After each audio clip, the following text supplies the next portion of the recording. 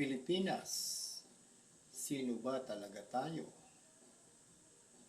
Isang magandang araw muli sa inyo mga kababayan. Ito na ang pangalawang video na gagawin ko para sa pagpapatuloy ng ating series na tinutuklas natin kung sino ba talaga tayong mga Pilipino. Kung bakit ba maraming kasaysayan sa atin na hindi natin nalaman o hindi nasulat, at pag-aaralan natin ang mga bagay na ito na mayroong biblical, historical, geographical, scientific, mga archaeological at literary at mga physical evidences. Mga kababayan, hindi po ito hula-hula, hindi po ito isang joke. Ito po ay mayroong mga proofs, may mga ebidensya. Kaya naman binabahagi ko po ito hindi para magpasikat, hindi rin para tumami ang views, dahil hindi naman talaga ako vlogger. Ang concern ko lang, maibahagi ito sa aking kapwa Pilipino. Nais ko pong mamulat din ang inyong mga mata sa malalim na katotohanan po ito. Napakalalim po talaga nito. At mayroong medyo ingay diyan, tugtog sa ating kapitbahay. Parang background na lang natin. At sana ay maunawaan ninyo ang aking mga sinasabi. So, here we go. Handa na ba kayo mga kababayan ko, mga kapwa Pilipino? Ito na naman tayo. Ito ang sinabi ni Jose Rizal: kailanman hindi ako natakot sa mga mananakop. Mas natatakot ako sa mga kamangmangan ng aking mga kababayan. Yan. Mas kinatatakutan niya yung kamangmangan natin. Hindi siya takot sa mga mananakop. At sana ganun din po tayo. At ang sabi ng Biblia, Hosea 4:6, my people are destroyed for lack of knowledge. My people perish for lack of knowledge. Tayo daw po ay mapapahamak kung wala tayong alam o kulang ang ating kaalaman. At ang Diyos mismo ang nagbibigay sa atin ng kaalaman. Ang Biblia nagbibigay sa atin ng maraming kaalaman. Kaya po mga kababayan, ibinabahagi ko to para malaman natin ang katotohanan kung sino ba tayong mga Pilipino. At atin pong i-review yung napag-aralan natin nung nakaraan kung saan ang Pilipinas ang Havila. Itong sinabi ng Bible na ang Havila ay nandoon sa Quezon River. Merong Quezon River. Ang dulo ng Quezon River ay ang Havila, where there is gold, and the gold of that land is good, and there is bdellium and onyx stone. At ang pag-aaralan natin ay about gold, mga kababayan. At doon daw ay maraming gold. Doon sa Quezon River. Makikita ninyo ang Eden River, nagmula ayan sa North Pole at nagsanga ng apat.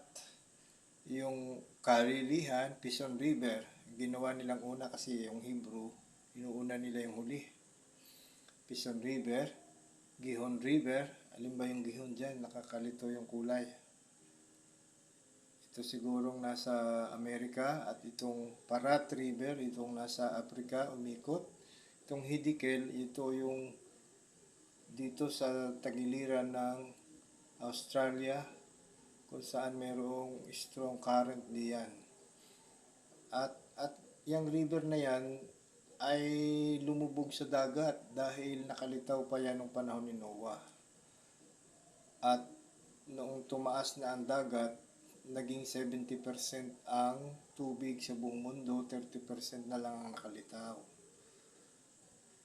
At yan pong dulo ng Eden River System ay ang Pilipinas, kung saan ito ang pinakamalalim na parte ng dagat dito sa Marianas Trench.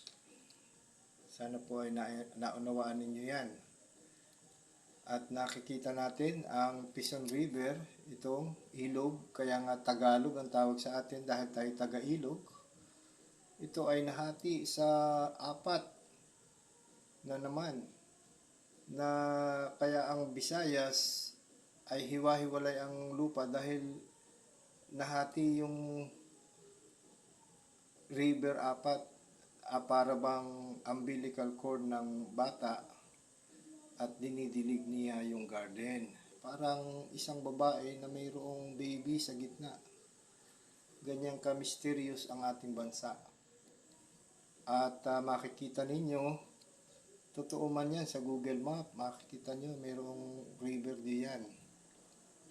At dito sa kanan, Philippine Trench o dito sa part Mindanao Trench, nandito ang everlasting supply ng deuterium, ang oil of the future, na hindi pa natin namimina. Sa deuterium pa lang, tayo ang pinakamayamang bansa sa buong mundo. At sa oil diyan, sa Recto Bank na pilit na gustong sakupin ng China, yung mga islands na malapit dyan. Dahil sabi ni Harry Roque, ang oil natin dyan, more than 5 times more than Saudi Arabia. Yung oil natin dyan. Marami po tayong oil deposits dyan na hindi pa natin maminamina dahil nangingialam tong China sa atin. At gusto tayong sakupin yung ating mga islands. Ang totoo po, ang nag-aagawan sa atin, Amerika at China. At makikita nyo naman dito, yung totoong river channel ng Pilipinas. Makikita nyo naman, totoo, pareho. Geography yan. Scientific yan, na ito ang ating mga river system. At ibig sabihin na prove natin na nakaraan na ang Garden of Eden nandito sa Pilipinas. Ang ibig sabihin ng garden ay Hagan sa Hebrew, enclosure, na enclose siya ng Palawan, Visayas, Mindanao at Sabah, dahil yung Sabah sa atin din yan.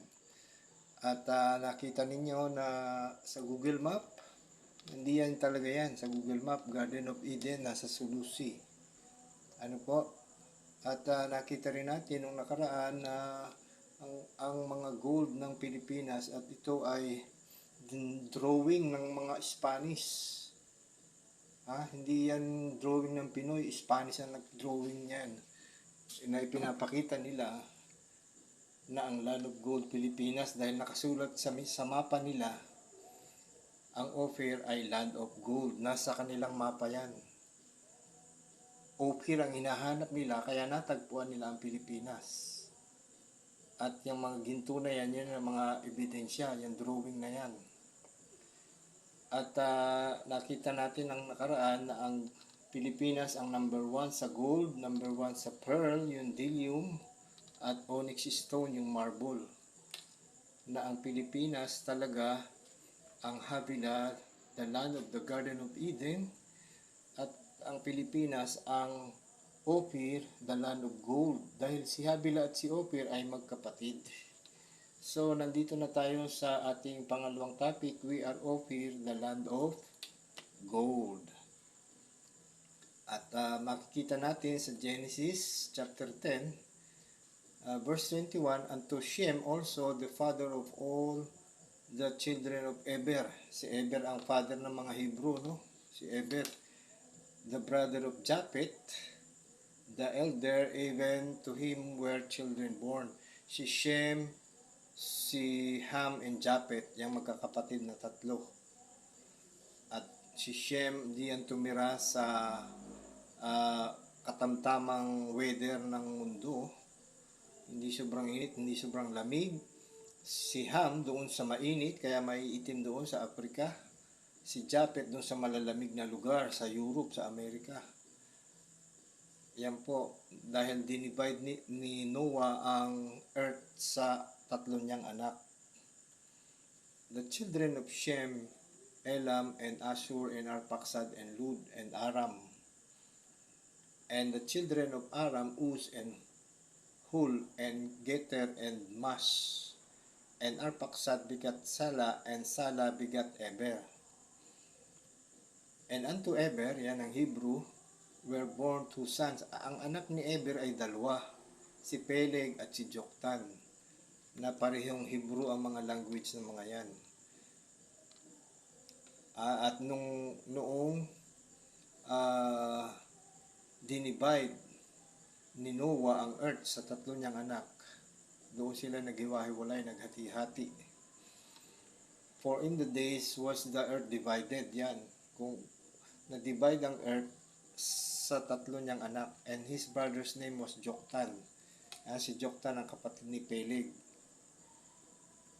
At si Peleg at si Pulag, iisa yan. Ibig sabihin, itong Peleg at Pulag, pareho lang yan.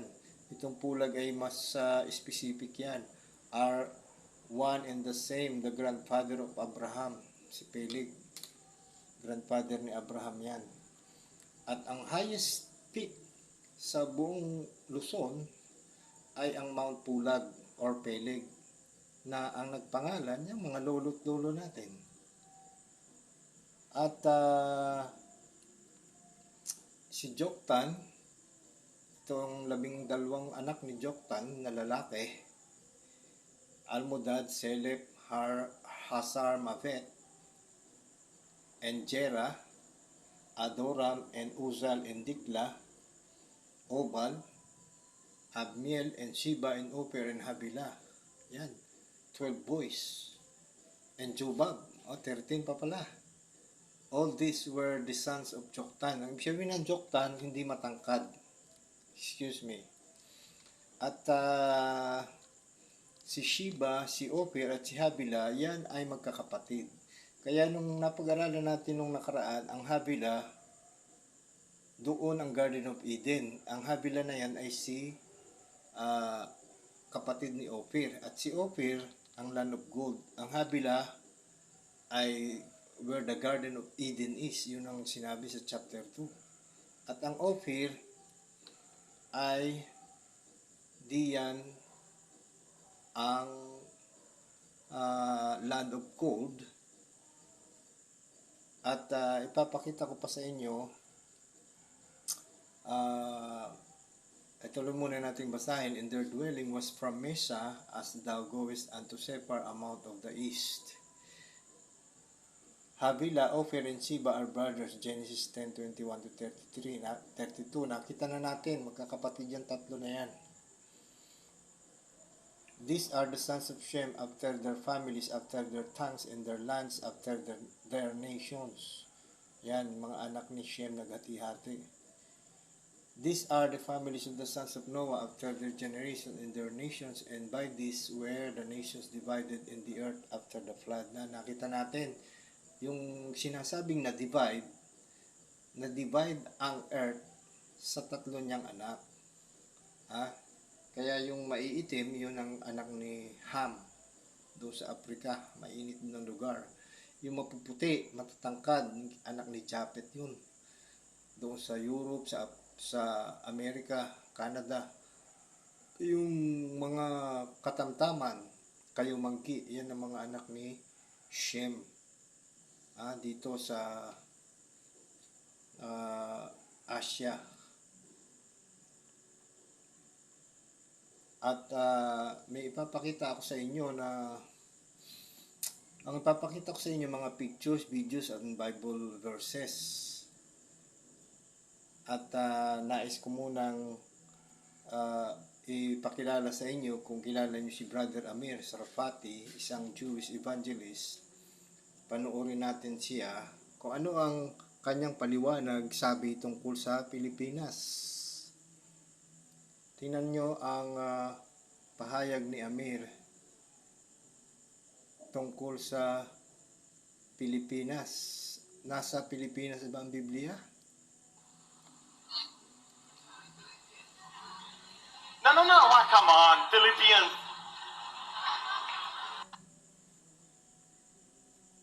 Ating Oh my, ipagpatuloy. that is a... Gee.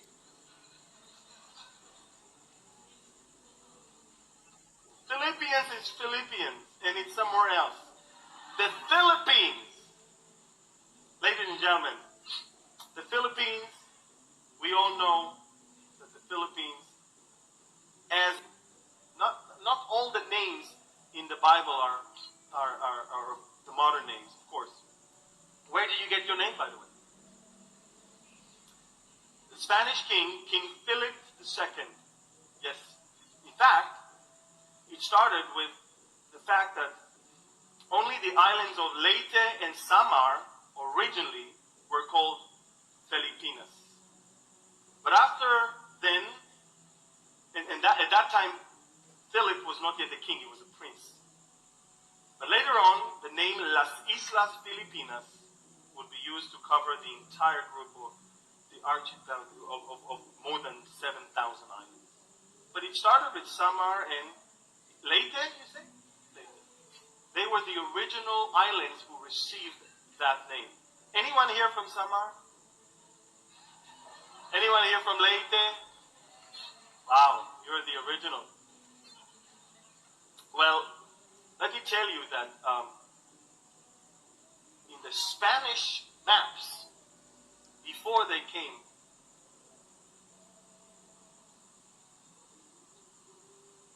I hear myself somewhere. It's the FBI? Okay. In the Spanish maps that led the explorers to the islands, the name was Ophir. Did you know that? How many of you knew that? The biblical name Ophir appears in Spanish maps describing the Philippines. Ulitin ko po yun, no? In Spanish maps, the name Ophir appear describing the Philippines. Nakasulat sa mapa ng mga Espanyol ang Ophir kung saan ito ang Pilipinas. Ito pong Ophir, ito rin yung hinahanap hindi lang ni Magellan, ni Columbus. Na nakarating si Columbus sa Amerika, akala niya Ophir yun. At hindi masaya si Columbus kasi hindi niya nakita yung mga ginto na nakita ni Magellan. Kaya ito po, maliwanag dito na nakasulat sa mapa ng mga Espanyol yung salitang Ophir, land of gold, at nakarating sila dito sa Pilipinas. Ophir. Ophir appears, by the way, both in Genesis, the name of a person, all the way in the books of the prophets, as a place of great source of gold. Yes. Nakita po natin ang place of great source of gold. Hindi natin na mababasa lahat yun, na kung saan kinukuha ni Haring Solomon ang mga ginto. 3 years po yun. 1 year from Israel papunta sa Ophir. Tapos 1 year sila nag-stay sa Ophir para manguha ng gold, and then 1 year sila babalik. Kaya 3 years yun. Nakasulat talaga yun sa Bible. 3 years ang pagkuha nila ng ginto. At ang mga ginto nila, maraming mga measure, iba-iba, pero isa sa mga measure ng ginto nila ay 666. 666. Hindi ko alam kung yun ay anong timbang noon na dinadala nila kay Haring Solomon. Kaya yung 666, tatlo yan. Yung 666 na ginto, yung 666 na mga tao na Israel na bumalik mula sa Babylon, isang tribo yun. At yung 666 na number ng beast sa Revelation. Magkakaiba yung tatlo na yun. Kaya ang problema sa atin, pag nakarinig tayo ng 666, natatakot na agad tayo. Pero meron palang 666 na ginto sa lumantipan. At ituloy natin kung ano pang sasabihin ni Amir. So it starts from there. Also, by the way, both in Isaiah 24 and Isaiah 42, there's a beautiful description of how the name of the Lord will be praised even in the islands. It says, why don't I just say it so to kill your curiosity? But that's not what I wanted to talk about. I just want to get it out of your system because you're so eager to hear where are you. So it says that when and it says in the Hebrew, at least in the Hebrew,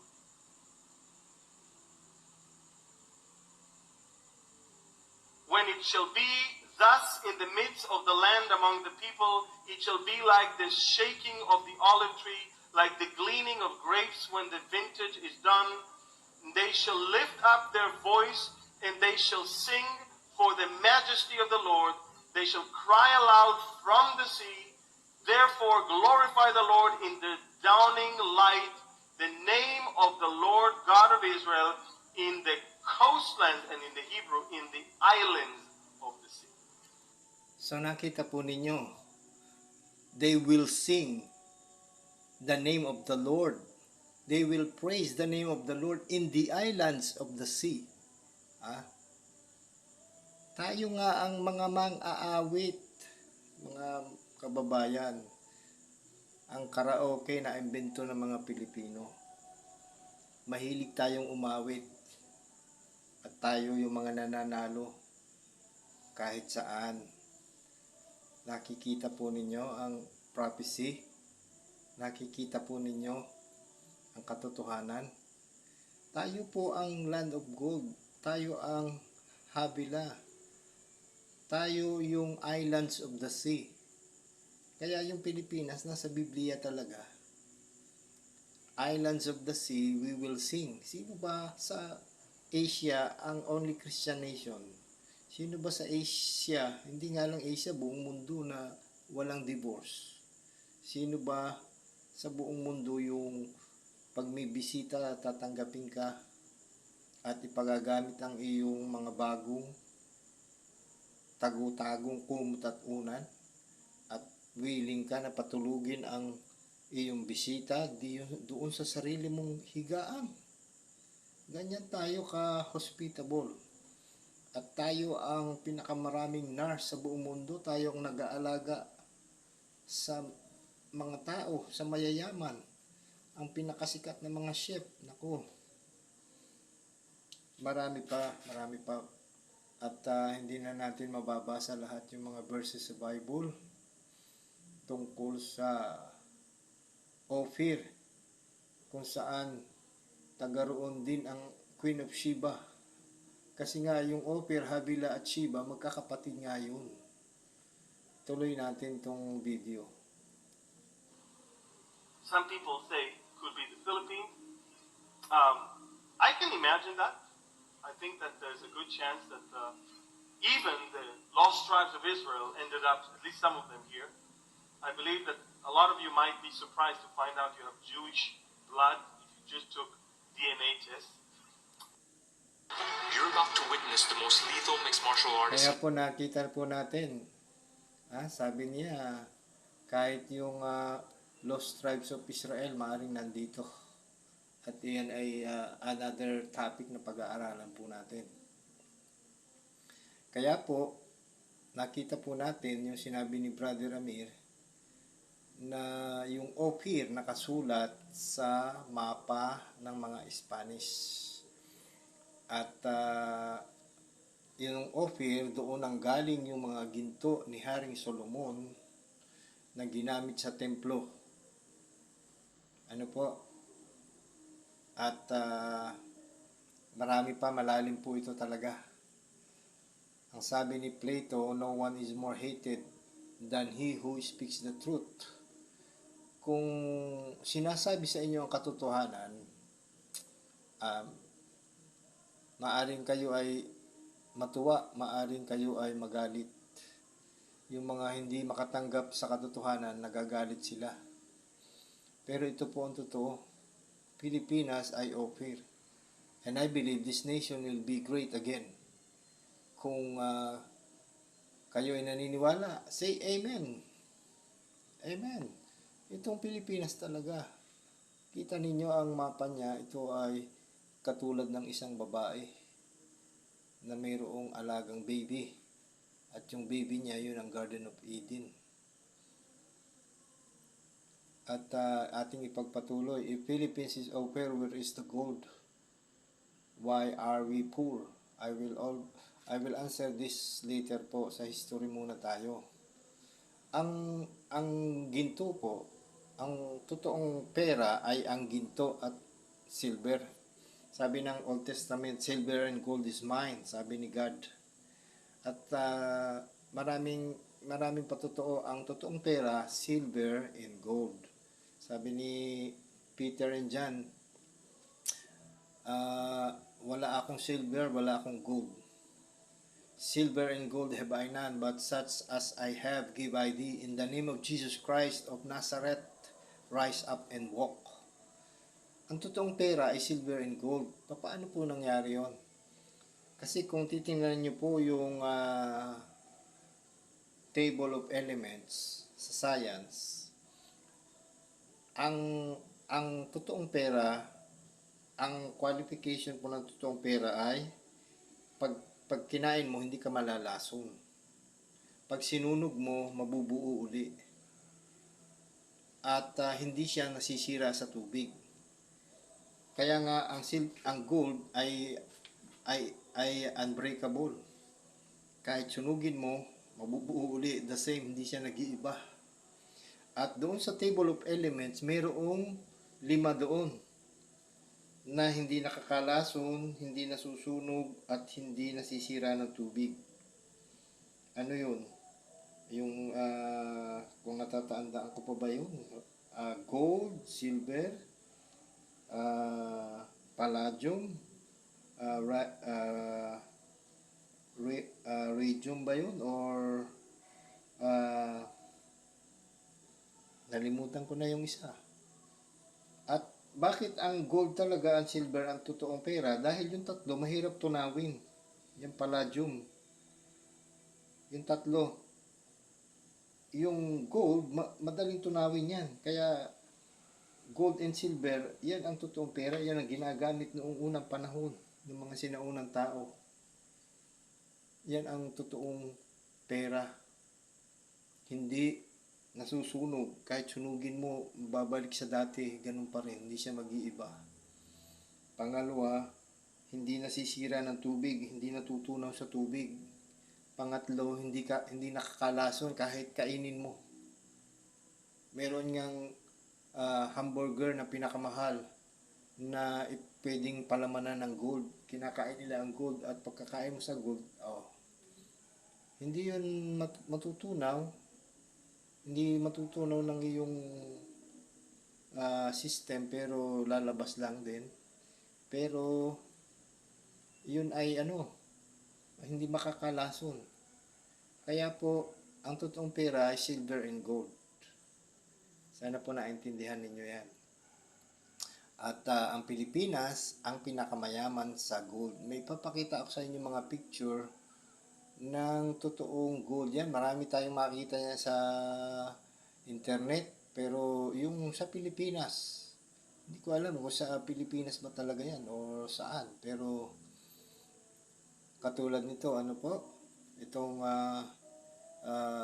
ito ay mga ginto ng Pilipinas na nasa Ayala Museum na ginawa, inukit or hinulma ng ating ninuno, nakuha sa Butuan o Agusan. Itong ginto na may hugis mukha, itong ginto na parang Tower of Babel. Iba-ibang mga ginto yan, makikita nyo yan sa Ayala Museum. Itong Boxer Codex na dinrawing ng mga Spanish, kung saan ang mga pinuno natin ay may mga ginto sa katawan, maraming ginto. Ano po, yan ay mga testimony na totoo ang mga ginto at totoong land of gold ang Pilipinas at totoong Ophir, kung saan si Magellan ay natutuwa nung dumating sila dito. At ito, ipapakita ko sa inyo, ito ay nasa Ayala Museum. Ha? Itong isang ito, hindi ba ito si Adan sa iyong palagay? Palagay ko si Adan to. Sinong gumawa? Ating ninuno. Ito, hindi ba ito si Eva? At ito, hindi ba ito ang serpent? Hindi man ahas yung serpent eh, apat ang paa ng serpent eh. Na para bang tinakpan ng serpent si Eva at si Adan. Mga kababayan, na itong tatlong picture na to, na ginto na nakadisplay doon sa Ayala Museum. Bakit may lalaki, may babae, at meron ditong nakakatakot na parang halimaw? Mga kababayan, hindi kaya ito si Adan, si Eva at ang serpent? At sino kaya ang gumawa nito? Diba? Ninuno natin, siyempre. Bakit alam nila yan? Kita ninyo?